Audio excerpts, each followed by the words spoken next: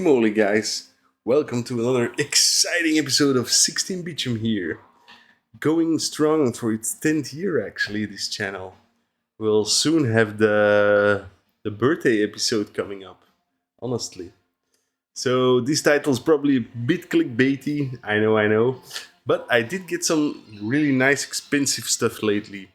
And the way that I do it is I since like half year a year I have a separate bank account, and everything I sell I put the money in there, and then I can spend it on things that I want. And the good thing about this system is I don't have to feel guilty about spending the money because it's not my family's money. And the other part is I actually am motivated to sell stuff that I don't really want anymore. So, a guy who I know, I've bought a lot of things from him in the past. His MVS collection, some really expensive Saturn games years and years ago already. And he doesn't post a lot, but sometimes he posts something and it's always good. So he posted selling off all my Castlevania games for the GBA and the NDS. In the Great Purge of 2006, I sold off these three games. I've always regretted it. And now he was selling all three Game Boy Advance games for the lovely price of 200 euros, which is not that bad, I think. Some of these games probably go for 2,000 euros, 200 euros, sorry, for all three. These are the American copies, but that don't bother me. One side has a little bit of spine fade, probably because he had them on his shelf for all these years. But otherwise, these are, I mean, it doesn't even have an opening crease here, so I don't know. I always make a crease when opening GBA games, yeah, with the plastic baggie and everything. So we have Harmony of Dissonance, the classic one. This is actually the only one I ever finished back in the day. That's the Rondo Castle of the Moon, I think. Yeah, it was the worst one because it was made by a different team.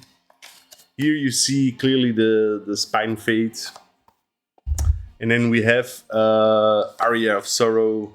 I didn't buy the NDS ones because I already have two of the three, I believe, and I was asking a lot of money for the NDS ones. I don't know why. Maybe they are more expensive. I don't know. And I like to play these. I want to play these on the CRT TV through the Game Boy player with the GameCube, of course. And this thing he had for sale for already a very long time. But I believe in the beginning he was like asking 120, and now he was asking 60. And I said like, "Do you do 50?" And he said, "Yeah, sure. For you, I will." So what is this? It's actually the game, of course. Street Fighter Third Strike. And it comes with I believe this is a puzzle. I don't know. Probably never gonna open it. Oh, a 300-piece puzzle, yeah. Then it comes with like a DVD. Made in Taiwan. No idea what's that all about. Sadly, my Japanese PS2, it's an early model and it needs like the DVD software on a memory card, and I don't have it. So I need to look into that. And then this really nice MOOC. Gamest MOOC. Repetition step. Forget basic nuts. Yeah, I'll just look at the character art and everything because my Japanese is a little bit too rusty. But yeah, normally I'm not for collector's editions, but like a couple of these earlier PS2 ones, which come with, we are not too big actually, and from games I really love, like Street Fighter, and the price is right. I mean, Chun-Li will look nice on the shelf. You can't deny that. And then some more pickups. These are actually two separate cases of pickups, but time has passed and I just didn't have the time to record it. These are already from, I believe, January or February. have to check my Facebook chat to see what I paid for these suckers. Okay, I got it here. So these are a couple of 3DO games and a couple of Saturn games. I'll start with the 3DO ones. This is Road Rash, which apparently is the best version of Road Rash. This was $15 with no OB, but I don't mind, the OBs couldn't care less. And back in the day, this was the best version of Street Fighter 2, but horribly handicapped because you only have like 3-button control, of course, on the 3DO. This one also has no OB, and this one was $20. Then Darius with OB apparently, so it's probably some. Yeah, I'm not gonna look for it.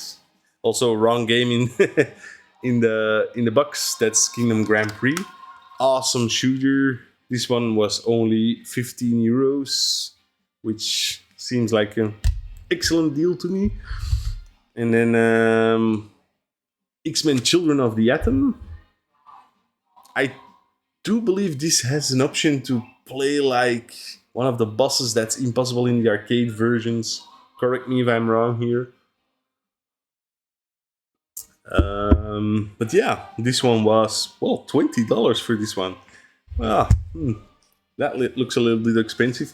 I know these games back in the day when I was in Japan, they were all super cheap.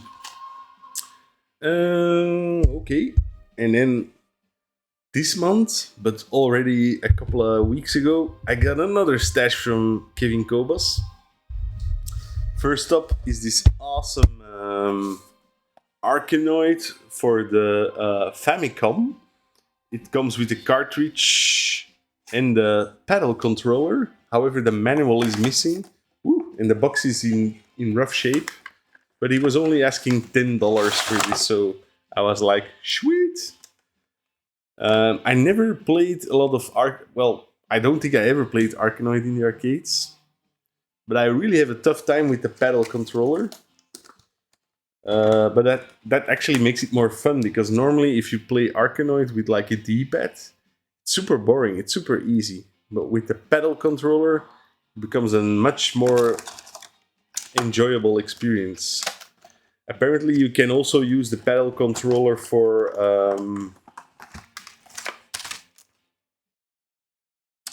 Arkanoid 2, of course, and for Chase HQ.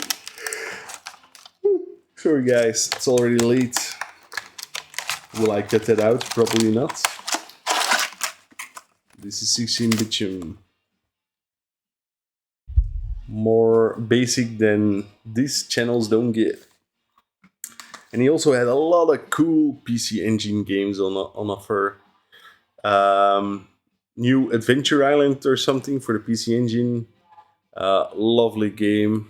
I checked my collection and I already had it, but I only found out when it arrived at my house. So this is my old copy, because Kevin's copy was much more yellowed, and I already flipped that. So paid $65 for his copy, and I already sold it for a nice profit. Final Lap Twin. This one was €15. And then a very nice game, Ryukyu. This is actually a puzzle game with poker rules. So you have to make flushes in streets with the tiles that fall. It's actually pretty fun. And every time you complete like a level, a little bit of a lady's picture is uncovered. Nothing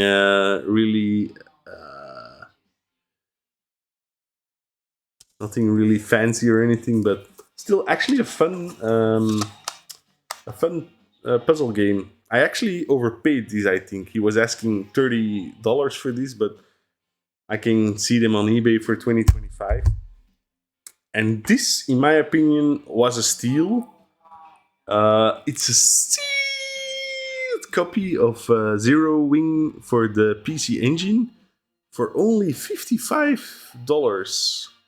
Because this is actually I mean, if you would buy a sealed copy on eBay, the seal is not perfect and the game itself has some cracks in the case. I'm not gonna keep this sealed. I'm actually gonna open it and play it. But yeah, still pretty amazing. Well, I can open it now because I was only keeping it sealed to show you guys, of course. So, it's really fun opening like a 30-year-old game. See the yellowing. I don't know if this catches on camera, but the plastic is really yellow. Oh yeah. This is actually, I think this is my first time. Some cracks in the case. I think this is my first time. It smells like basement. It's the first time I ever opened. It has some. That's kind of weird. Like it's a brand new disc. Is that mold? I don't know. Can you guys tell? I don't hope it's mold. I'll clean it off with alcohol. Here in Belgium, we basically don't really have like humid molds because it's never really hot and humid here. It's always cold and rainy. So I know Japanese things. First time in when was this released? 1992. So 32 years that somebody touches these papers. That's pretty amazing, no?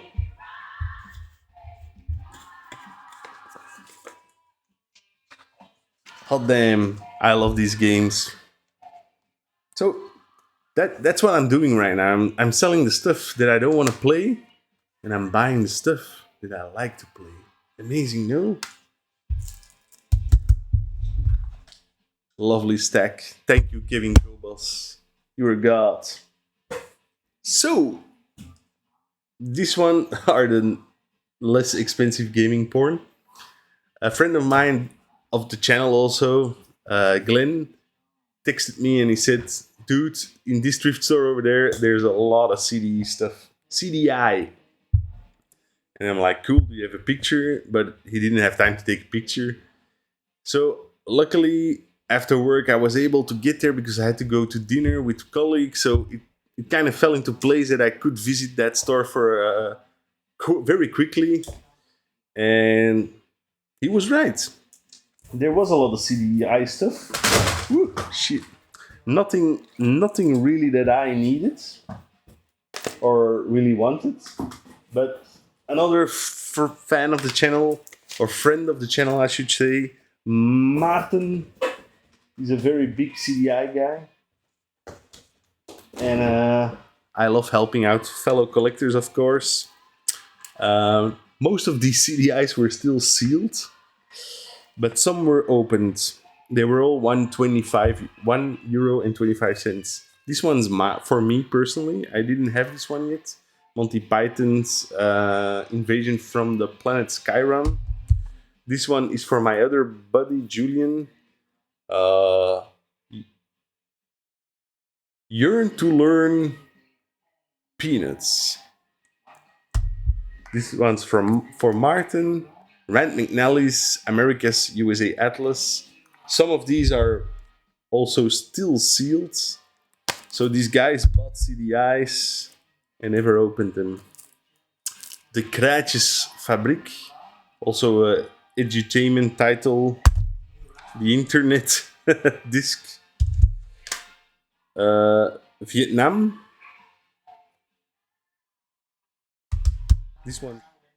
This one's also for me. Kingdom, The Far Reaches. This was back in the day one of the better games, I believe. I might already have a copy. I don't remember, so that's why I picked it up for €1.25. I ain't gonna complain, you know. These are all for my buddy Martin again. Around Atlanta. Discovering Pompeii. It's like city trip. Verhalen Toventoos. Magical stories. This one's also for me. Monty Python More Naughty Bits. This is one for the dirty little greaseball Julian. Secrets of Tatiana. These are her picture clips. And also a video clip. I mean, this just contains 6 clips. How much money would have been discussed back in 1993? Probably a lot of money for 6 video clips. Also for Martin Dogloff. Oh yeah. Shark Alert. And then Gifts to Behold. What the fuck?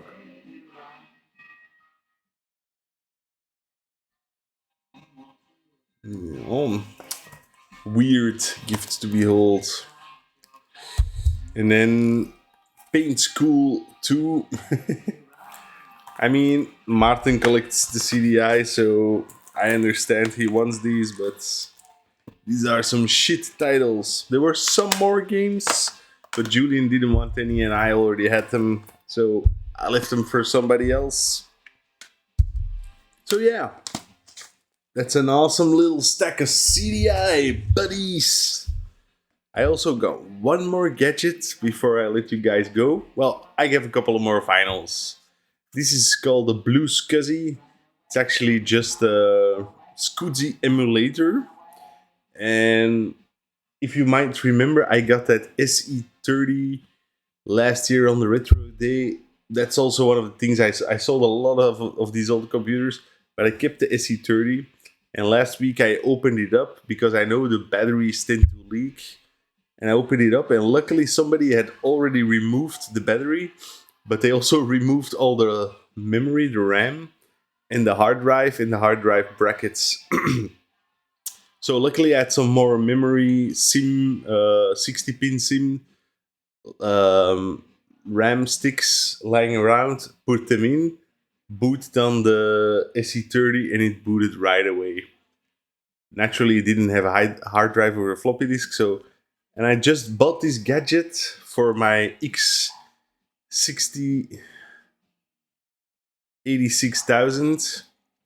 But I thought, why not use it on the SE30? Because that's what it was meant for. Just put a hard drive image on this SD card, popped it in the back, it booted up.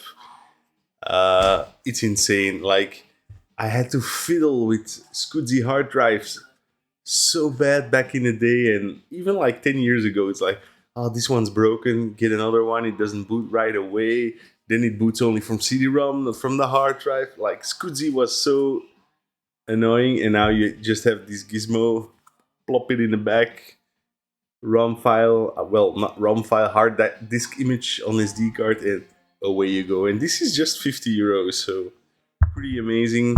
The only annoying thing is that the screw holes are a bit too wide, so I can't put anything next to it. So, but yeah, that's the only thing that's bad about it. So yeah, these are my pickups. It's a... Ooh, I forgot my vinyls. My vinyls! This is what you're listening to right now. Amanda Lear. Sweet Revenge. Yeah, I like the lower voice and the disco music. Julian told me that people thought back in the day that she was like a transgender because she has such a low voice, but honestly, those boobs don't look fake. Would anybody still do this now? Like, naked with your boobs on a vinyl record or even a CD? I don't think so. And this is another one of those guilty pleasures. More of my wife than myself, but Gérard Lenormand, Drôle de chanson, especially Voici les clés, very famous song. Cheese music all the way, so don't bother looking up, but Yeah, it's our thing. It's like something we listened to together back in the day. So back in the day, like 20 years ago already. Fuck, getting old. And then last Saturday was the um, it was a record store day, and I visited two records. Well, no, sorry, one record store. This was actually not a record store day record, but it's like Turkish jazz, and I like that. So yeah, I like Turkish style music.